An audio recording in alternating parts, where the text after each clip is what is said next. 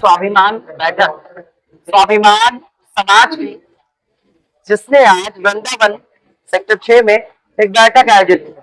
बताया जा रहा है कि राजनीतिक हिस्सेदारी को लेकर लगातार समाज आंदोलित रहता है और आज भी सैकड़ों हजारों की संख्या में यहाँ पर तमाम लोग एकत्रित हुए। महापदम कम्युनिटी के लोग बैठक कर रहे हैं और राजनीतिक हिस्सेदारी की बात। इस कार्यक्रम के आयोजक डॉक्टर वर्मा से बात करेंगे, तमाम लोगों से बात करेंगे कि आखिर आज की बैठक का प्रमुख एजेंडा क्या है। इसी के साथ साथ साथियों, सिर्फ एक बात, हमारे जो पदाधिकारी हैं, जो पार्टी में जुड़े, कैसे सुनेगा, कौन सुनेगा? ये 5 आदमियों की, 10 आदमियों की जो जोड़िए, पदाधिकारी बनाइए। फिर पूरा अब ये सर बताइए कि सर कह रहे हैं, हमारे लोगों पे ब्लेम लगा रहे हैं कि ये लोग 4-5 बार पार्टी से निकल चुके हैं।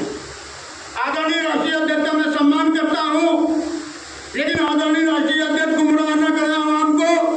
ये स्पष्ट करें कि 4-5 बार कैसे निकले, क्यों निकले, क्या कारण था और कैसे आए।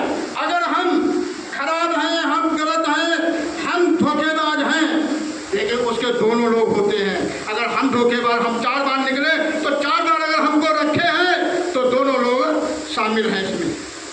तो सर को कहना चाहिए कि 4-5 बार कैसे निकले और हमने इनको किस परिस्थितियों में फिर रखा, सर को स्पष्ट करना चाहिए। इन्हीं बातों के साथ हम लोग उनसे ज़्यादा बहस नहीं किए, क्योंकि वो एकला चढ़वाने की बात करते थे। राष्ट्रीय अध्यक्ष का मैं सम्मान करता हूँ, जब से जुड़े तब से मैं लगा रहा हूँ। कहीं भी जाना हो, हमारे साथी एक गाड़ी मुझको दी गई थी, 5 लोग हमारे साथ चलते थे।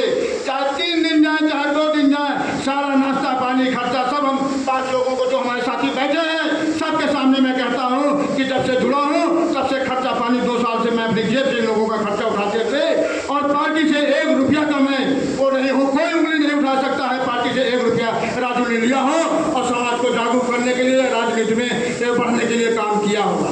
तो साथियों, जब ये डॉक्टर साहब ने ये बात रखी तो मुझे लगा ये सत्य है, ये न्याय है। मैं सत्य के साथ खड़ा हुआ। जब सत्य के साथ खड़ा हुआ, राजधानी लखनऊ के वृंदावन में आज स्वाभिमान और सामाजिक बैठक का आयोजन किया गया। डॉक्टर सीके वर्मा हमारे साथ बातचीत के लिए मौजूद है। आज की जो बैठक आयोजित की है, क्या कुछ उद्देश्य रहा है? प्रबोधन जागरूक करने के लिए कहीं ना कहीं आज तमाम लोग इस कार्यक्रम में शिरकत किए हैं, क्या कुछ पूरा है मामला? समाज के स्वाभिमान के लिए आज मैंने ये बैठक बुलाई है, क्योंकि समाज हमारा अभी तक उपेक्षित रहा है और समाज के स्वाभिमान के लिए मुझे ये बैठक बुलानी पड़ी, क्योंकि हमारा वंशज जो है, एक महापद्मानंद हमारे सम्राट हुआ करते थे, उनके वंशज हम हैं और समाज की हमारी जो उपेक्षा हुई है, इस उपलक्ष्य में हमने स्वाभिमान पाने के लिए ये बैठक बुलाई है कि समाज को कैसे स्वाभिमान मिले, हमारा समाज भी कैसे राजनीतिक में हिस्सेदारी ले, सत्ता में कैसे हिस्सेदारी मिले। इस उद्देश्य से मैंने समाज को अपने हिस्सेदारी दिलाने के लिए और भागीदारी दिलाने के लिए एक सामाजिक बैठक बुलाई है। अच्छा सर, आज भी समाज की बड़ी समस्या क्या है जिसके लिए कहीं ना कहीं संघर्षरत है, तमाम बार उसके लिए पत्राचार कर चुके, क्या समस्या है आपके? हमारे समाज की सबसे बड़ी समस्या है, समाज हमारा उपेक्षित है, शोषित है, वंचित है, बेरोजगार है और गरीबी से पीड़ित है। समाज के साथ अन्याय होता है, आए दिन समाज हमारा पीड़ित होता है। समाज की पीड़ा सुनने वाला कोई हमारा 77 सालों में विधायक नहीं बन पाया है, जो कि समाज की पीड़ा को विधानसभा में पहुंचा सके या लोकसभा में पहुंचा करके समाज की पीड़ा को दूर किया जा सके। ये सबसे बड़ी पीड़ा हमारी है और समाज की सबसे बड़ी पीड़ा। वर्मा जी, क्या पीड़ा है? पीड़ा यही है, समाज हमारा शोषित है, वंचित है, उसके साथ अन्याय होता है, उसके साथ दुर्व्यवहार होता है, क्योंकि सत्ता में उसे भागीदारी और हिस्सेदारी नहीं मिल पाती। ठीक है, हमारे साथ बातचीत करने के लिए इनके सहयोगी भानु प्रताप जी भी हैं, उनसे भी जानते हैं क्या कुछ कहना चाहेंगे। भानु जी, किस तरह से देखते हैं आज की बैठक को और प्रमुखता किस तरह की बड़ी समस्याओं से आज समाज जूझ रहा है? जैसा कि अभी डॉक्टर साहब ने बताया कि हमारा समाज इस देश अखंड भारत का निर्माता रहा है। उस समय जब ये देश फारस के राजा साइरस का गुलाम था। 16 महाजनपदों में बांटकर उन्होंने भारत को छत्रप नियुक्त किए थे। उन छत्रपों को अपने अधीन करके अखंड भारत का निर्माण करने वाले हमारे चक्रवर्ती सम्राट महापद्म नंद जी थे। उसके बाद सिकंदर की वापसी के बाद 1200 साल इस देश पे किसी विदेशी की हिम्मत नहीं हुई कि आप उठाकर देखें।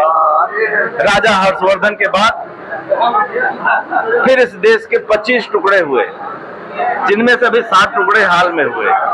तो हमारा जो वंश का स्वाभिमान है वो स्वाभिमान केवल जाति का नहीं है, जाति तो हमारे ऊपर थोपी गई है। मतलब कहीं ना कहीं आज राजनीतिक हिस्सेदारी की बात राजनीतिक हिस्सेदारी और हमारा जो सामाजिक, हमारे देश का स्वाभिमान भी हमारी जाति के साथ जुड़ा हुआ है। ये हमारे पूर्वज इस भारत के निर्माता थे। तो आज जो राजनीतिक परिदृश्य है उसमें हम अपने समाज को बताना चाहते हैं, जताना चाहते हैं कि देश का आज जो देश का अपमान हुआ है, अभी तुरंत की घटना पे एक विदेश में बैठा हुआ आदमी वो समझौता कराता है, तो हम राष्ट्रीय स्तर पे भी अपनी बात को लेके जाना चाहते हैं अपने समाज के साथ। ठीक है ना? ठीक है कि हमारा स्वाभिमान कहाँ है, हम अपना खोया हुआ स्वाभिमान वापस चाहते हैं, अपने देश का स्वाभिमान वापस चाहते हैं। हम उसमें भी चर्चा करेंगे राष्ट्रीय स्तर पर। बहुत धन्यवाद। क्या कुछ कहना चाहेंगे सर? साथियों, मैं बबलू श्रीवास्तव, राष्ट्रीय अध्यक्ष संयुक्त जनादेश पार्टी।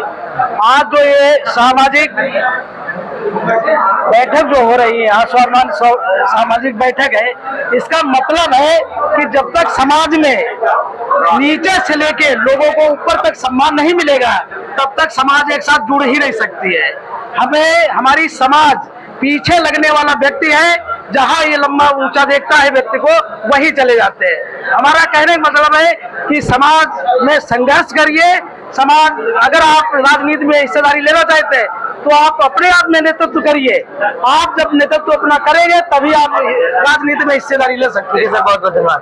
आप तो क्या कुछ कहना चाहेंगे? मैं राजू नंद हूँ, जन सेवा दल का पूर्व प्रदेश अध्यक्ष। क्या कुछ कहना चाहेंगे आज की बैठक के लिए? सर, मैं एक सामाजिक संगठन में था, मैं चाहता था कि हमारा सामाजिक, लगता है सर आज भी राजनीतिक हिस्सेदारी आपके समाज को नहीं मिल पा रही है? जी बिल्कुल नहीं मिल पा रही है। तो नई पार्टी, एक राजनीतिक पार्टी बनी थी, आदरणीय विनेश ठाकुर जी उसके राष्ट्रीय अध्यक्ष है, जिसमें हमें प्रदेश अध्यक्ष मनोनीत किया गया था। 2 वर्ष से मैं उसमें तन मन धन से कार्य कर रहा था। ठीक है सर।